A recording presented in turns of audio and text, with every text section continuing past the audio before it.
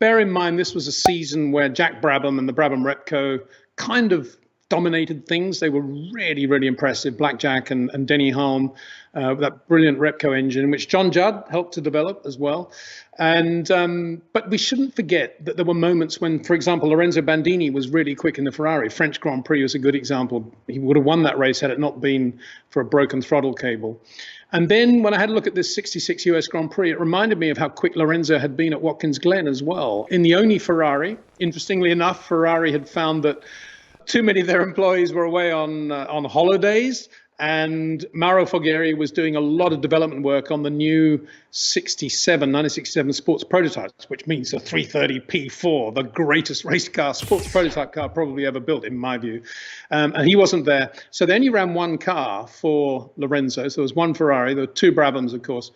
And at Lotus, it had been a really weird year because they'd run the 2-litre Climax engine most of the time, because the BRM 3-litre H16 that they had intended to run all year proved to be very unreliable and didn't have a lot of power, even when it was reliable. The two factory cars of Graham Hill and Jackie Stewart factory BRMs were heavy and big and produced some amazing driving from both Jackie and Graham, but they weren't competitive. So that season was all about Brabham-Repco. But we got to Watkins Glen, and Colin Chapman said we could put Jimmy logically into have the 2-litre car out for him, the Lotus 33, but it's the end of the year. The American fans are now used to Can-Am. It's hit them, 7-litre big sports cars. Let's put Jimmy in the H16 Lotus 43. Probably won't last, but at least it'll be a big noisy engine for them to enjoy. So that's why Jimmy was in the H16 BRM.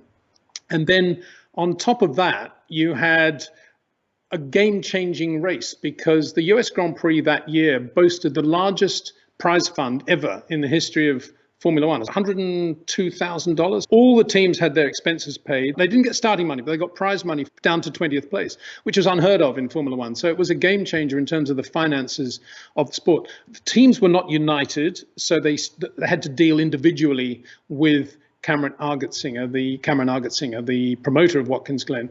But it was a big coup for the Glen to have got that money and to have kept the US Grand Prix, because interestingly, Indianapolis Raceway Park, the road course very near the Indianapolis Speedway, where they used to hold IndyCar road races, had applied for US Grand Prix status. And so that's why Watkins Glen upped their prize fund, was to basically get rid of the threat from Indy Raceway Park.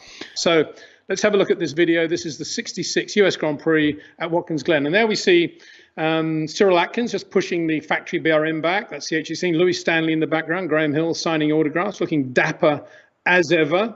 Lorenzo climbs into the only Ferrari in the race. You see his helmet there was silver with red in the low part. Jack Brabham already won the World Championship, looking very serene and regal. There's Jimmy Clark putting on his face mask, goggles over the top. It was a huge crowd, 80,000. The race is underway, and that was down on the old part. So Lorenzo Bandini leading the field there. Beautiful start from Lorenzo in the Ferrari. Bit of a wiggle as he comes out of that corner. There's Jack Brabham in the Brabham-Repco. He actually held a camshaft broke, I think it was, so he was out of it. Jimmy Clark was right up there. Richie Ginther in the Honda was really quick early on as well.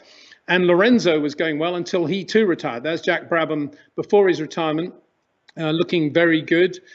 Bruce McLaren had a bad start, but would end up finishing fourth in the McLaren Ford engine in the back of the car again. This one developed by Traco after their poor start at Monaco with the Ford engine. There's Jimmy Clark in the Lotus 43, takes a win in the US Grand Prix. His only win that year, the only win for the BRM H16. Has a drink. He's got the garland, really missed the garlands. A bit of champers now into that lovely trophy they always had at the Glen. Has a sip from it, has two goes at it. And now we go to the Andy Middlehurst, same car. Absolutely amazing job he's done. He's run this several times now in various parts of Europe.